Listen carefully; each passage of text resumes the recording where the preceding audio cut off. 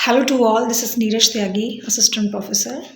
And आज का topic बहुत ही ज़्यादा इंटरेस्टिंग होने वाला है और ये केवल आज की वीडियो तक ही सीमित नहीं रह जाएगा। इसकी एक लंबी सीरीज़ चलने वाली है बिकॉज ये एक ऐसा टॉपिक है जो कि बहुत ज़्यादा डिफ़िकल्ट माना जाता है।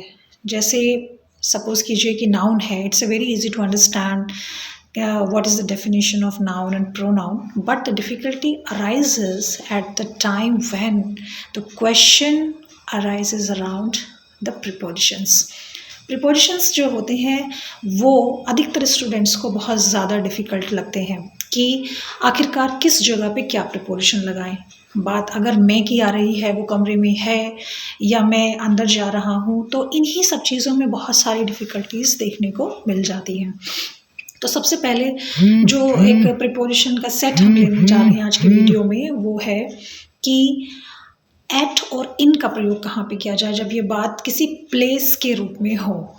तो अगर आपको अपनी प्रीवियस क्लासेस की बात, अगर ग्रामर की क्लासेस की याद आए, तो एक बार फिर थोड़ा सा रिवाइज करने का टाइम है कि इन हम बड़े शहरों के लिए यूज़ करते हैं। जैसे और जो छोटे शहर, छोटे कस्बे होते हैं, वहाँ पर हम एट का यूज़ करते हैं। सपोज़ कीजिए कि आप इंडिया में हैं और इंडिया एक देश है, तो इंडिया के लिए आपकी मैं इंडिया में रहती हूँ या रहता हूँ, आई लिव इन इंडिया।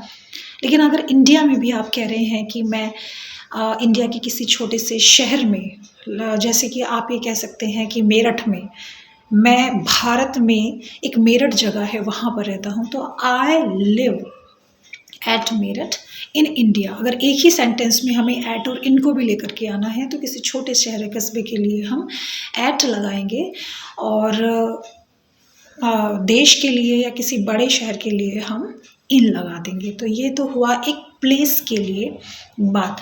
अब बात आती है अगले प्रीपोजिशन की, and that is beside and besides. दोनों एक जैसे ही लगते हैं और बच्चे बहुत कंफ्यूज हो जाते हैं कि हमने तो अपना आंसर सही लिखा था। जब भी कभी आपको फिल इन द ब्लैंक्स भरने के लिए आते हैं कि इसमें बिसाइड लगेगा कि बिसाइड्स लगेगा, तो इसमें सिर्फ एक लेटर की अंतर होता है, जो कि एक में एस होता है और एक में एस नहीं होता है। तो जो बिसाइड होता है वो होता है निकट। सपोज़ कीजिए कि मैं कहीं पर बैठी हुई हूँ और मेरे पास में कोई बैठा हुआ है, तो मैं कहूँगी, अगर मुझे कहना है कि आप मेरे पास में बैठे हुए हैं, so you are sitting beside me. या अगर मैं आपको इनवाइट कर रही हूँ कि आइए मेरे पास बैठ जाइए, तो come and sit beside me. लेकिन जब इस बिसाइड के साथ में एस लग जाता है तो इसका मीनिंग चेंज हो जाता है। जैसे कि बिसाइड में एस लगने के बाद इसका मतलब हो जाता है अतिरिक्त।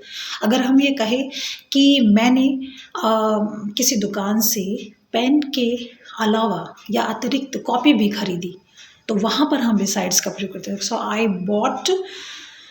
Bot copies besides pencil. तो कॉपी भी खरीदी पेंसिल्स के अलावा, तो वहाँ पर आपका एस आ जाता है। तो इन दोनों में डिफरेंस देखना बहुत ज़्यादा ज़रूरी है कि आप बिसाइड लिख रहे हैं या बिसाइड्स लिख रहे हैं। And the third one is in और इनटू। इन दोनों का ही जो मीनिंग होता है वो मैं के अर्थ में ही होता है, लेकिन कन्फ्यूजन ये क्रिएट होता है कि भाई अगर दोनों मैं के ही अर्थ में प्रयोग होते हैं तो इनको कहाँ लगाएं और इनटू को कहाँ लगाएं।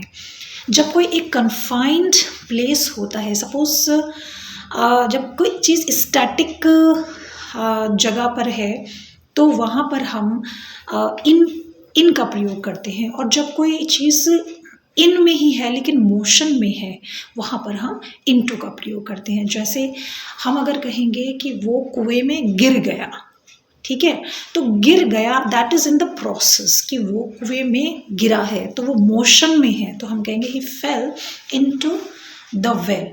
और अगर हम कहें कि वो कुएं में है, सो में है, अगर अंदर है, बैठा है, स्टैटिक पोजीशन में है, मूविंग पोजीशन में नहीं है, तो हम इन लगाएंगे। तो इस बात से हमें जानकारी मिलती है कि जब एक स्टैटिक सिचुएशन होती है तब हम इन लगाते हैं, जब एक मोशन वाली सिचुएशन होती है तब हम इनटू का प्रयोग करते हैं, ठीक है। And next preposition is between and among. जब दो व्यक्तियों के बीच कोई बात होती है तब हम प्रीपोजिशन बिटवीन का यूज़ करती हैं, और जब 2 से ज़्यादा तब अमंग, और जब बहुत ज़्यादा बल्क में मात्रा में बात होती है तब हम अमंगेस्ट का प्रयोग करते हैं। जैसे अगर सपोज़ कीजिए देयर इज़ वन एप्पल, एक एप्पल है हमारे हाथ में और उसे हमें राम और श्याम के बीच में बांटना है, तो हम कहेंगे divide this Apple between Ram and Shyam. लेकिन अगर वो 3 लोग हैं, राम, श्याम एंड घनश्याम, तो हम कहेंगे divide this Apple among Ram, Shyam and Ghanshyam. लेकिन अब संख्या और भी ज़्यादा हो गई है कि बहुत सारे लोगों के बीच में न्यूमरेबल द अमंगेस्ट का हम प्रयोग करते हैं। तो यही एक इजी ट्रिक है 2 के बीच में बिटवीन, 2 से ज़्यादा 3 हो तो आप अमंग यूज़ कर सकते हैं, और जब एक बहुत इन्यूमरेबल एक नंबर हो जाता है, एक संख्या हो जाती है, तब हम अमंगेस्ट का यूज़ करते हैं। अब next and the last preposition of this video is by and till. जब कभी समय की बात होती है और समय में भी हम निश्चित समय की बात कर रहे होते हैं, तब हम बाय लगाते हैं। सपोज करिए कि मैं 5 बजे तक आ जाऊँगी, मैंने बिल्कुल एग्जैक्ट टाइम आपको बता दिया है कि मैं 5 बजे शार्प आपको यहीं मिलूँगी, that's a definite time. So I come back by 5 o'clock, 5 बजे तक मैं आ जाऊँगी। लेकिन जब मैं कह रही हूँ मैं अनिश्चित मुझे नहीं पता है कि मैं इवनिंग तक आ जाऊँगी, तो इवनिंग में 4 भी है, 5 भी है, 6 भी है, 7 भी है, लेकिन श्योर नहीं है।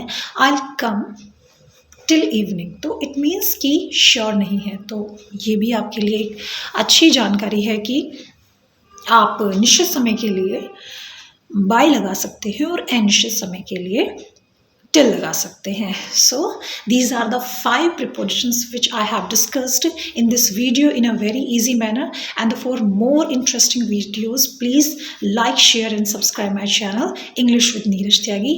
I hope you will support me. Thank you very much. All the best.